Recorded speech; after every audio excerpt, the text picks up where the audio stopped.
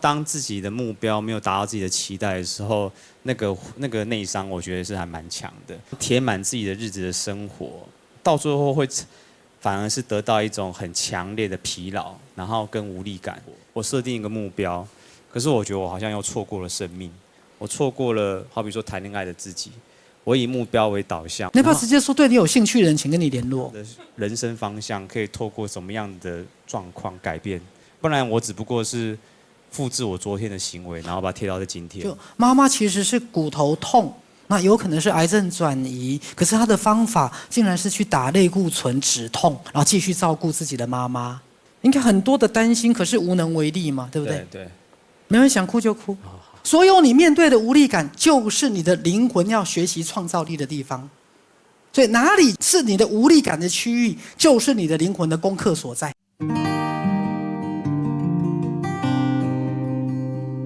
我们今天讲无力感哈，来，有没有同学要分享一下自己在人生啊或婚姻当中有没有遭遇到什么样的无力感？来，这位同学，你要不要？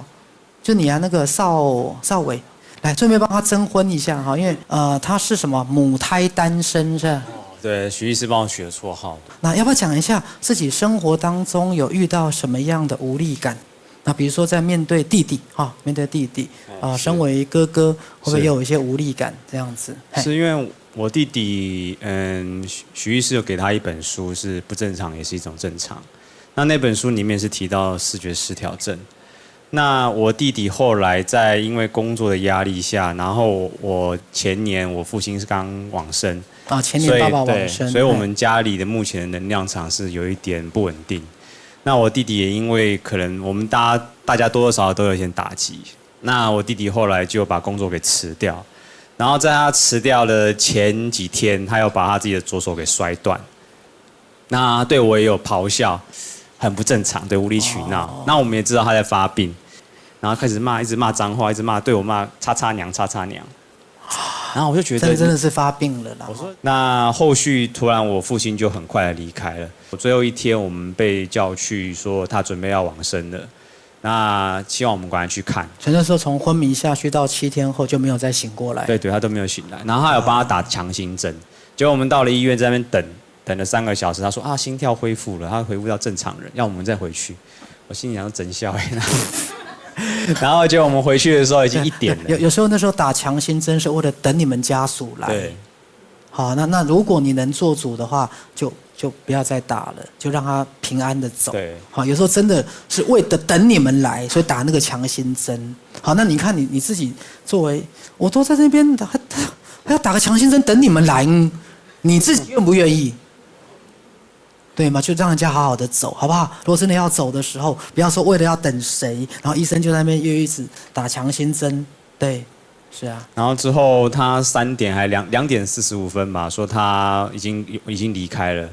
然后我心里想说，我们才刚到家里，还睡不到30分钟，我再搞下去，我们活人可能也要往生了。所以我就跟我弟讲说，我们不要理他，我们就先反正都已经往生，就放在那边，也不会怎么样啊。鼓掌。对啊。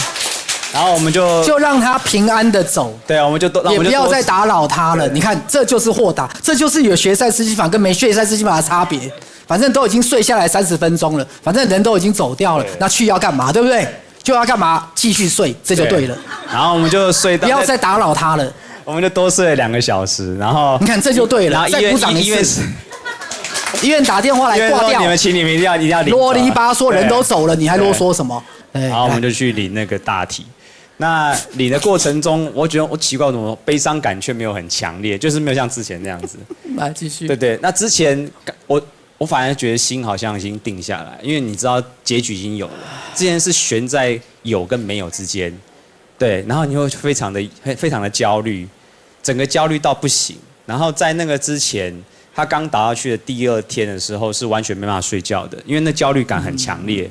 然后我只能冥想。然后想象很多彩虹的光照到他身上，然后后来我就在心里面跟我父亲讲说，如果你有你的决定的话，我们尊重你的决定。然后到隔天之后，我大概心里就已经有个底了，对。然后之后他就很快的就平安的离开，然后我们很快处理，因为刚好是那时候是过年，别人就选隆重，就随便挑了一小间。然后阿姨说你们在办++9这样子，对，我们就很快的当天办告别式，然后晚上就火化，然后可以平安过年。因为活人还是要过日子，那之后，那感伤就开始流到日后慢慢的消化这样子。那现在想起来会感伤吗？也还好，因为学了赛斯，我有在记录梦，所以我这一整年来都其实在梦的世界，常常跟我父亲有互动。鼓掌！你看，你们没有学的的话，等清明节；人家有学的，每天晚上都是清明节，随时要去看都可以。你们还要等清明节，清明节去还不一定看得到，对不对？你看，这就是学赛斯的不同。对，然后在梦里，爸爸过得好不好？爸爸他过得还不错，还要去他家看。然后你还有去他住的地，对，往生之后住的地方。对，往生他那时候他带我住的怎么样？住的是一个树的底下，因为我们是树葬，所以他就说我那个场地是树的地方，他把树底下挖了一个空间。就是像哈比人这样。对。爸爸也长得不高。对，也不高，对。第一个礼拜是因为我爸很喜欢重机跟赛车，所以第一个礼拜就梦到他在开赛车。然后我就觉得，我爸他的梦想成真了。可是刚开始你会跟那个意识还没有达到那个时候，你会被那个地方给骗。然后我就说，你会觉得说，我爸还活着是理所当然。可是隔几个月之后，自我意识开始带到那个内我意识进去的时候，我会在梦里面质疑说，你不是已经死掉了吗？就有意识的进去，自己已经进去，就你不是已经往生了吗？怎么还会在这里？对，他就把棺材推开，然后就走出来。我说都烧成灰了呢。哇！对啊，然后就觉得很好玩，真的。对，那你看，真的有学赛斯心法就不一样哈。对。那你说层层的无力感，就是这几个礼拜，我会非常的焦虑家里的状况，除了我弟，还有我母亲，因为我母亲她也是前几年得了乳癌。乳癌几年了？乳癌大概快10年，后来又闯下了一个我觉得是大祸，他对他的身体不是很友善。他在照顾他母亲的时候，他把他自己的脊椎给弄受伤了。然后有去打那个骨泥。对，所以他现在没办法久站，他必须要束腰。那我说，那你为什么那时候疼痛没有停下来？他说他去打了那个类固醇，然后再回去照顾，然后就反复不爱惜自己，所以你应该很生气。对，我其实很生气。对，他其实很愤怒，就妈妈其实是骨头痛。那有可能是癌症转移，可是他的方法竟然是去打类固醇止痛，然后继续照顾自己的妈妈。好，所以可见你妈妈她不爱惜自己啊，所以难怪你会很愤怒啊。那你练国术这时候有发挥出来吗？怎么发挥？帮他瞧一下嘛。是啊，所以应该是很愤怒，所以这也是无力感啊。你看妈妈不乖不听话，对不对？那明明骨头都已经压迫性骨折了，那还要去用力，还要去打类固醇来止痛。对，我觉得这应该很多的担心，可是无能为力嘛，对不对？对。没人想哭就哭。对，想哭就哭。对，是啊，就是不知道怎么办，我要帮他，他又不听我的，这也是一种无力感呐。很多时候我们的无力感就是你有一个想法，可是你想帮助你周遭的人，他不听你的，那你能怎么办？对，你能怎么办？对，好，是，来，没事。对，我们面对很多无力感，其实就是哭出来，给他鼓掌一下。对，那你现在有固定的工作吗？有。那你存款多少？存款可以在上课打1-2通电话那种感觉吧。对。我是在帮你征婚呢，你现在告诉我存款只够打电话，这样徐是怎么帮你征婚？这是。对。是。好了，讲对妈妈的心疼跟不舍了哈。好，是那后来我们学赛事之后，会想要推广赛事给自己的家人。我觉得还蛮成功的，因为真的吗？对，现在他很多书，他最喜欢的书是我爱的人要走，因为那时候他刚好面临他母亲要准备离开。对，然后其实我觉得我母亲的压力很大，因为她第1年母亲离开，然后2年之后就换她老公离开，所以我觉得她的内心压力其实也是很大，然后她是靠自己的意志力去强撑。然后现在又遇到自己的小儿子，对，比较又受伤，然后他认为他神经可能什么东西宕机这样子，对，然后我觉得他的压力应该其实是比我还大的，然后再加上他的生理疼痛，那我会买书给他看，然后我都有去检查那个书本里面有没有他到底有怎么看，结果我发现他都有做荧光笔，我觉得还蛮认真的，哦因为我没有要求他自己有在读。所以至少妈妈有在看这些书啦。对对对，所有外在的问题都大概都理解以后，那我回到我自己，然后我会怀疑说，我接下来人生的接下来下一个方向往哪里走？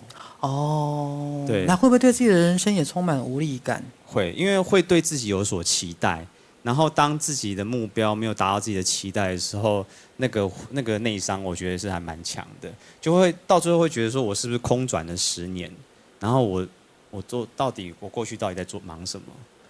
然后会打一个很大的问号。虽然这个问号在10几年前就有了，然后这个问号只是越来越大，然后到最后就跟这个问号在一起。会不会这一辈子都一事无成？会担心这辈子。然后到现在还母胎单身，那未来自己怎么过日子，对不对？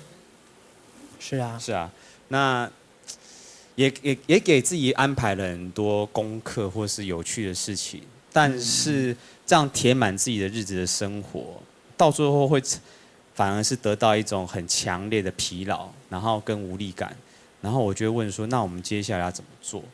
那好险我们有学赛事，也会懂得说怎么样调节自己的情绪，或是平衡自己的不平衡。可能会有做冥想或是看书，但问题还是很多，问题就一直在那边。那我最近有去翻我以前跟崇邦老师上课的笔记，然后他就说，那我们可不可以不要急着给答案，先陪伴这个问题，跟他在一起。然后我看了觉得还蛮感动的，所以我很感谢那时候老师有给我一些这样子的指导。对。啊，面对这些无力感怎么办？比如说今年几岁？我今年37。37岁了，就很担心人生空转。那你觉得你的无力感怎么解决？无力感怎么解决？对啊，会有一个冲劲，想要做一点不一样的改变，可是却不知道那个改变从哪边开始做起。那后来我就听赛事说，如果你每天上班的路线都一样，那你就改变你的路线。对，先绕到高雄去，再回来进公司。那我会怀疑说，那我是不是要设定目标，然后开始把我的目标慢慢结构，然后去达到那个目标？可是我又会去想说，我过去也是这样的生活，我设定一个目标，可是我觉得我好像又错过了生命，我错过了好比说谈恋爱的自己，我以目标为导向，我会这样去思考。你要不要直接说对你有兴趣的人，请跟你联络？对啊，37岁母胎单身，身心健康，偶尔练个国术啊，还会弹钢琴哦。他一边练国术一边弹钢琴。讲无力感啊。讲无力感啊。我不知道，因为我们学身心灵好像就是说要信任生命，然后让进入到把自己放下，把自己的我执放下，然后从调节呼吸或是冥想开始。那有时候我就会在工作期间就很容易产生焦虑，说那我现在这个到底在做什么？我不知道我要怎么去操作，或是有一个怎么样的人生方向，可以透过什么样的状况改变？不然我只不过是复制我昨天的行为，然后把它贴到今天。对，就是复制贴上，复制贴上，其实人生没什么改变，对不对？每一天除了做冥想之外，那有时候我会想要抱怨说，冥想感觉很好，为什么不能只能像一颗石头就定在那边就好了？徐医师就在读书会里面说到说，除了要往里面收，也要往外面放。那我觉得我好像对收比较有兴趣，可是往外放就会遇到徐医师讲的说，当我跨出去，我要面对这个现实生活，或是我一些没有遇过的挑战，我会害怕。那我那时候要怎么办？来。比如说我们的无力感有哪些无力感？各位现代人无力感很多啊。来，疾病是不是？来，疾病，人生啊，好，还有家庭啊，经济，来，还有什么？身高我们就不写了哈。来，经济还有什么无力感？婚姻，哎，对，婚姻还有亲子，对。还有工作，还有什么？关系。来，我们先给这些无力感鼓掌一下。所有你面对的无力感，就是你的灵魂要学习创造力的地方。所以哪里去是你的无力感的区域，就是你的灵魂的功课所在。这辈子来地球在学习什么？我创造我自己的实相，还记得吗？我们就是在学习创造力。所以，如果你在这些领域里面遭遇到无力感，那么这些领域本身，它就是你要发挥你创造力的地方。赛斯在《神奇之道》的序里面讲到3个东西：物质实相，它是一个流动的能量。各位，既然它是流动，表示它怎么样？是可以改变。既然可以改变，它就不如你想象中那么的无力感。物质实相每天都在变化。包括疾病也是流动的能量，包括金钱也是流动的能量，包括健康也是流动的能量，包括人际关系也是流动的能量。所以任何你感觉到无力感的地方，不管刚才在哪个领域里面，你都要找出那个领域的限制性信念。碰到困难不重要，每个人都会碰到困难，但是碰到困难最后的信念是相信自己无能为力，这就是一个很负面的信念。你可以承认我暂时无力感，对，我暂时赚不了钱，对，我暂时无能为力，但这只是暂时的。以赛斯心法来讲，你要相信最后永远是最好的。那如果不够好呢？还没到最后嘛，还在过程嘛。相反的，我们另外一个信念是什么？相信自己是有办法的，相信我永远有办法。来，再念一遍。好，也许不是今天，也许不是明天，甚至我这一辈子没做到，我还有下一辈子。来，各位，这就是一个信念。相信我永远都有办法。那有办法的意思不是你现在就有办法哦，这是一个什么信念？这是一个信念。好，这是我们在讲赛斯心法无可救药的乐观的概念，相信自己永远有办法。好，我最近在读早期课第7。好，刚开始的时候，赛斯讲到一段很好玩。好，很多的无力感来自什么？自怜，是一个非常负面的心态。我觉得自己很可怜，来同理自己，疼惜自己 OK。但是如果你常常觉得自己很可怜，你就会越来越可怜。好，甚至在我们长大之后，也常常透过生病来得到什么？爱跟关心。所以潜意识里面，你就会创造一个疾病。意识层面，你当然不喜欢生病啊。像那时候弟弟不是跌倒摔断手了吗？他也是一个挫折，他也是一个我搞砸了。那这时候如果我手断掉了，你们就会对我好一点。你看，你练了国术，你那时候就不能揍他。差不多，我们回到结论。好，如何把身段放下来？好，然后相信自己，暂时我无能为力，但是我一定会有办法。然后不要让你的自怜，自怜摧毁了你的自信心，好不好？好，然后刚讲物质实相是一个变为的状态，物质实相的一切实相的变为，随着期待的改变而有所不同。然后化解所有的困难跟无力感，在于唤起所有的意识与生俱来的什么创造力。然后信念怎么样？创造实相。如何建立正向的信念，好不好？